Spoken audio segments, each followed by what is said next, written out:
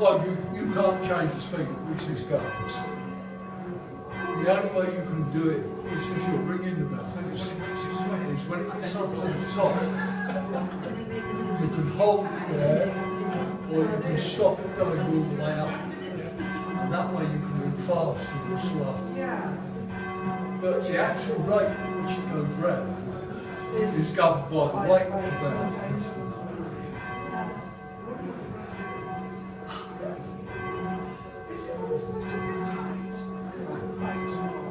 No, you can, I mean, this is not how, because this is down, we're half bringing it up, sort of. Yeah. Thank you. So what do I do now? Just let go.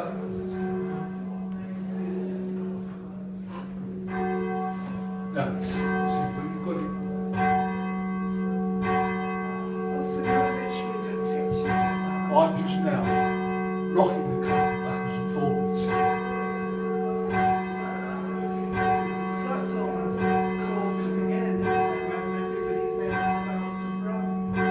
So just All I'm doing is checking the bell, and the clapper then swings over and is that hard work? no, particularly.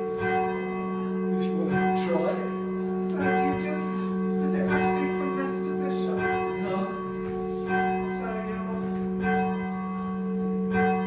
no, not that much.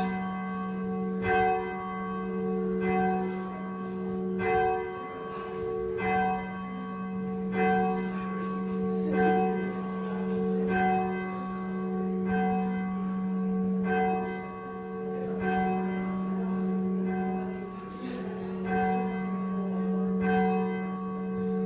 It's taught to you, isn't it?